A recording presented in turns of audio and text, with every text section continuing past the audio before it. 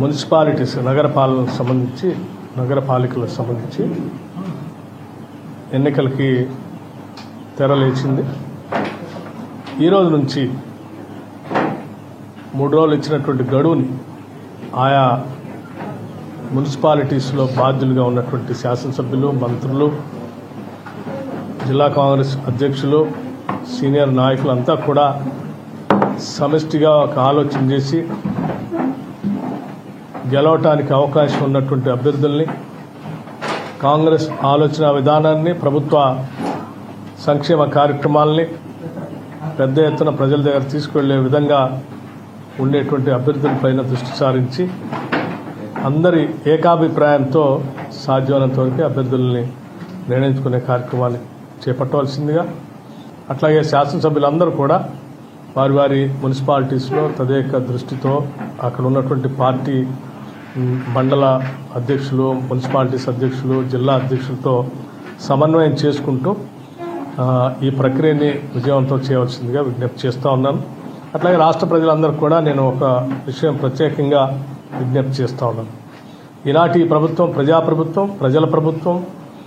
ఇది రాష్ట్ర ముఖ్యమంత్రి రేవంత్ రెడ్డి గారి నాయకత్వంలో ఉన్నటువంటి ఈ క్యాబినెట్ పూర్తి స్థాయిలో ప్రజా సంక్షేమం కోసం, అట్లాగే నగరాల అభివృద్ధి కోసం, ఇన్ఫ్రాస్ట్రక్చర్ని, ఇండస్ట్రీని, సర్వీస్ సెక్టర్ని, ఎడ్యుకేషనల్ ఇన్స్టిట్యూషన్స్ని, హెల్త్ పైన ప్రత్యేకమైనటువంటి దృష్టి సారించి ముందుకు పోతూ ఉన్నాం.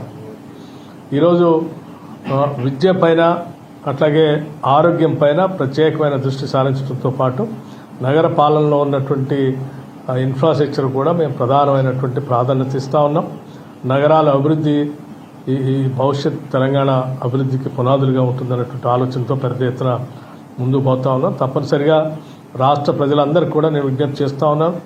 ఇస్తున్నటువంటి సంక్షేమ కార్యక్రమాలకు సంబంధించినటువంటి సన్నబియ్యం కానీ, మహిళలు తిరిగేటువంటి ఆర్టీసీలు బస్సులో ప్రయాణం విషయం కానీ, లేకపోతే ఈ ప్రభుత్వం వచ్చిన తర్వాత ఒక దశాబ్ద కాలం పైబడి ఎదురు చూస్తున్నటువంటి రేషన్ కార్డుల్ని రాగానే పెద్ద ఎత్తున ప్రతి డివిజన్లో కూడా అర్హత కలిగినటువంటి వాళ్ళందరికీ రేషన్ కార్డులు అందించాం.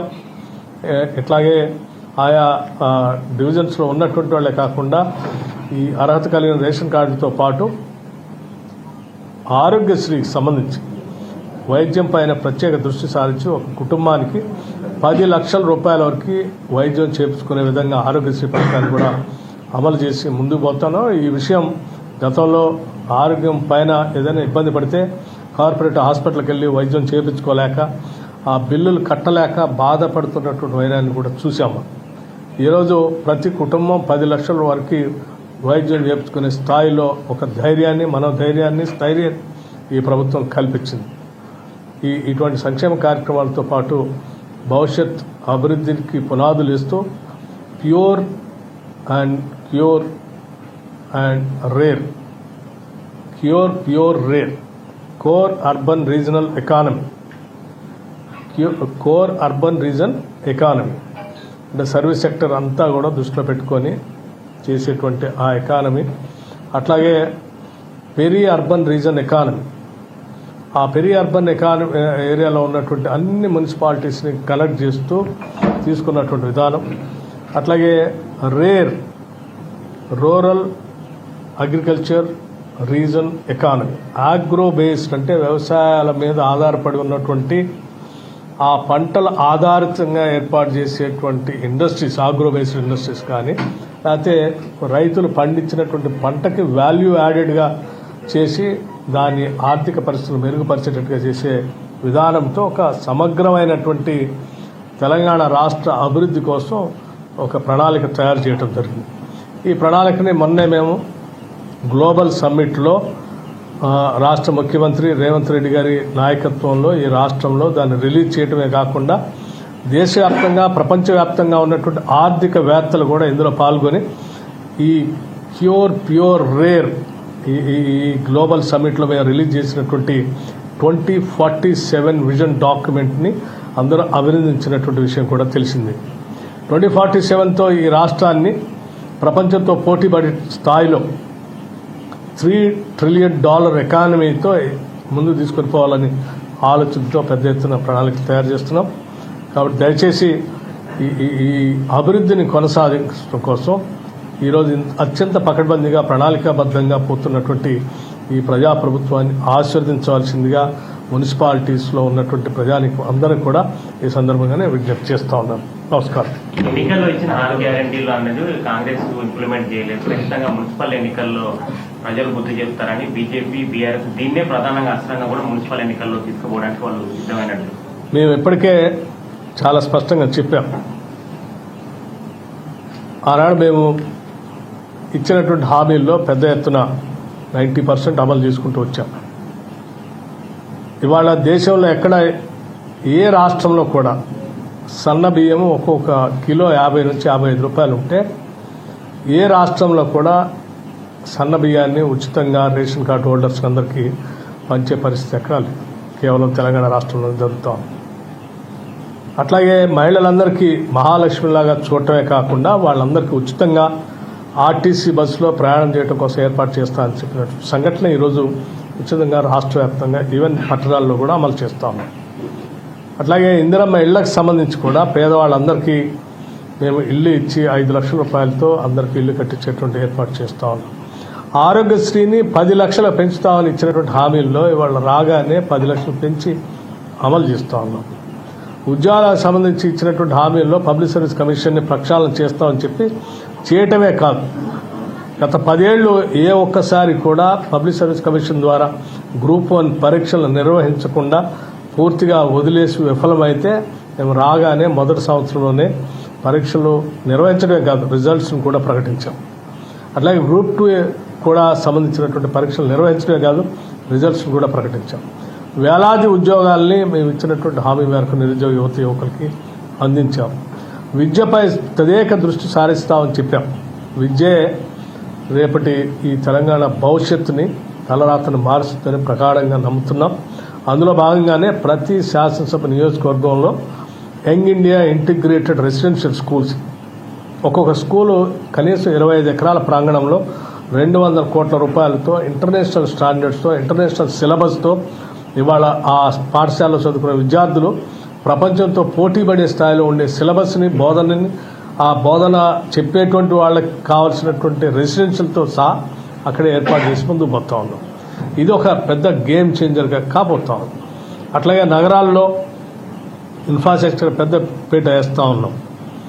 ఈ రకంగా మేము చెప్పుకుంటూ పోతే అనేక సంక్షేమ కార్యక్రమాలని అమలు చేసుకుంటూ ముందుకు పోతున్నాం. అరకొరగా అక్కటి 2 ఉంటే అవిటి కూడా భవిష్యత్తులో ఆలోచన చేస్తాం. ఉన్న 2 మున్సిపాలిటీస్ ఉన్నాయి రాష్ట్రంలో, మనుగురుతో పాటు ఇంకోటి కూడా ఉంది. వాటిపైన ఒక నిర్ణయం అంటే లీగల్ ఇష్యూస్ పెండింగ్ ఉన్నాయి. దానివల్ల అది లా డిపార్ట్మెంట్ చూసుకుంటాం. మున్సిపల్ ఎన్నికల్లో పొత్తులు ఏమైనా ఉంటాయా? సిపిఐతో ఎటువంటి ఒప్పందం ఉంటుంది? అదేవిధంగా కాంగ్రెస్ కూడా కొన్ని చోట్ల కాంగ్రెస్తో పొత్తులకు సంబంధించినటువంటి అంశాలన్నీ కూడా రాష్ట్ర కాంగ్రెస్ కమిటీ అధ్యక్షుడు మహేష్ కుమార్ గౌడ్ గారి నాయకత్వంలో ఆయా పార్టీలతో మాట్లాడటం కానీ పొత్తులకు సంబంధించిన అంశాలు కానీ పార్టీ అధ్యక్షులు ఆలోచన చేస్తారు, వాళ్ళు నిర్ణయం చేస్తారు. వారు చెప్పినట్టుగా రాష్ట్రంలో పార్టీ పరంగా నిర్ణయాలు జరుగుతాయి.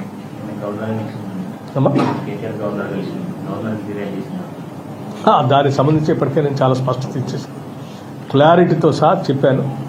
ఇంకా వాళ్ళు అందులో తిరుగుతా అంటే వాళ్ళ నెక్స్ట్ అంటే మొన్న మీరు తమకుమారెడ్డి ఒకే కారులో వెళ్ళడం అనేది రాష్ట్రంలో ఒక సంచలనం జరిగింది. అది ప్రజాభవన్కి వెళ్ళడం, దీన్ని ఎలా చూడాలి?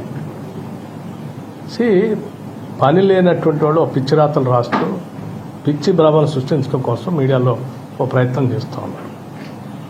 రాజ్భవన్ నుంచి లోక్ భవన్ నుంచి ఐటీ తర్వాత మంత్రులు నాతో మా మంత్రులే కదా, ఉప ముఖ్యమంత్రితో ప్రయాణం చేయకపోతే అది చూపించిన ఆయన రాజకృష్ణ ఆయనతో ప్రయాణం చేస్తారు వాళ్ళు.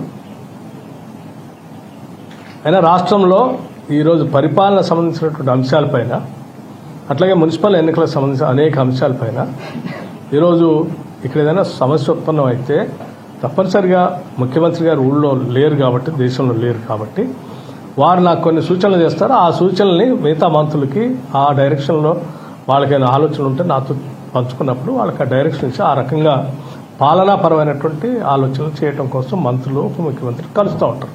ఆ కలిసింది కూడా ప్రజాభవన్లో. నన్ను కలకపోతే వాళ్ళని కలుస్తారా? ఎవరు కలుస్తారు? పిచ్చి రాతలు, పిచ్చి భ్రమలు. ఆ భ్రమల్లో ఉండొద్దని వాళ్ళందరూ చెప్తారు. ఈ రాష్ట్రంలో ముఖ్యమంత్రి కానీ ఉప ముఖ్యమంత్రి కానీ మంత్రులు కానీ ఒక ఉమ్మడి కుటుంబంలాగా మా అందరి లక్ష్యం ఒకటే, ఈ రాష్ట్ర అభివృద్ధి సంక్షేమం, ఆ దిశలోనే మా సంకల్పం కూడా. ఒక ఉమ్మడి కుటుంబంలాగా క్యాబినెట్ మొత్తం కలిసి ఎటువంటి అరమరికలు లేకుండా ప్రజల సంక్షేమం మా తదేక దృష్టితో మేము ముందు పోతున్నాం. దాంట్లో రెండో ఆలోచన ఉండదు. పరిపరి రకాలుగా ఆలోచన చేయటం వాళ్ళ దురదృష్టం. ముఖ్యమంత్రి లేని సమయంలో జరిగింది కాబట్టి అనేది ఒక చర్చ. ముఖ్యమంత్రి గారు లేరు కాబట్టే నన్ను కలిశారు. ముఖ్యమంత్రి గారు ఉంటే అక్కడికే వెళ్ళి మేమందరం అక్కడికి వెళ్ళి ముఖ్యమంత్రి గారు అక్కడి నుంచి ఎప్పుడు నిరంతరం నాతో మాట్లాడుతూనే ఉన్నారు. ఏ మున్సిపల్ ఎన్నికలకు సంబంధించి ఏం చేయాలో, ఎట్లా చేయాలో, ఎక్కడైనా సమస్య ఉత్పన్నమైనప్పుడు ఆ ఏరియా సంబంధించినటువంటి ఇన్ఛార్జి మంత్రులుగా అక్కడ స్థానిక ఏదైనా సమస్యలు ఉత్పన్నం అయితే నా దృష్టికి తీసుకుని వస్తే నేను ముఖ్యమంత్రి గారు మాట్లాడి దానికి కావాల్సినటువంటి డైరెక్షన్ కూడా ఇచ్చే ఏర్పాటు చేస్తూ ఉంటాం. ఇటువంటివన్నీ మీరు మీలాగానే మేమందరం ఉన్నామని మీరు ఊహించుకుంటే తప్పదు. మేమంతా చాలా సమిష్టిగా రాష్ట్ర భవిష్యత్తే మా అందరి ఆలోచన. పంచాయతీ ఎన్నికల్లో కూడా ఆశించిన ఫలితాలు వచ్చాయని కూడా బీఆర్ఎస్ అంటుంది. పల్లె ప్రాంత, గ్రామీణ ప్రాంత ప్రజలు కూడా బీఆర్ఎస్ ని ఆదరించారు. మున్సిపల్ ఎన్నికల్లో కూడా ఖచ్చితంగా పట్టణ ప్రాంత ప్రజలు కూడా ఖచ్చితంగా బీఆర్ఎస్ ని ఆదరిస్తారన్నది. దీనికంటే ముందు స్థానిక సంస్థల ఎన్నికల్లో ఏ రకంగా అయితే ప్రజలు కాంగ్రెస్ ప్రభుత్వాన్ని, పార్టీని ఆస్వాదించారో అట్లాగే ఈ మున్సిపాలిటీస్ జరుగుతున్న ఎన్నికల్లో కూడా తప్పనిసరిగా పెద్ద ఎత్తున కాంగ్రెస్ ప్రభుత్వాన్ని ఆశీర్వదిస్తారు. మేమే అత్యధిక స్థానాలు కూడా గెలుస్తాం. తద్వారా అభివృద్ధిని ఇంకా తదేకమైనటువంటి దృష్టితో ముందుకు తీసుకుని పోయే సంకల్పంతో ముందుకెళ్తాం. సరే, ఎక్కడైతే ఆ పార్టీ ప్రజాదరణ ఎక్కువగా ఉంటుందో ఆ ప్రజాదరణ ఎక్కువగా ఉన్నటువంటి ప్రాంతాల్లో ప్రతి ఒక్కళ్ళు అందులో పోటీ చేసి ఆ కాంగ్రెస్ పార్టీ ద్వారా ఎన్నికై ఏర్పడినటువంటి బోర్డుతో ప్రజలకు సేవ చేయాలనుకుంటే ఆలోచిస్తూ ఉంటారు. సో పోటీ పెద్దగా ఉంటుంది. ఆ ఉన్నటువంటి పోటీల్లోనే అటువంటి పరిస్థితుల్లోనే అక్కడ మేము ఇన్ఛార్జీలుగా మంత్రులందరినీ నియమించారు ఎవరో ముఖ్యమంత్రి గారు వెళ్ళేటప్పుడే.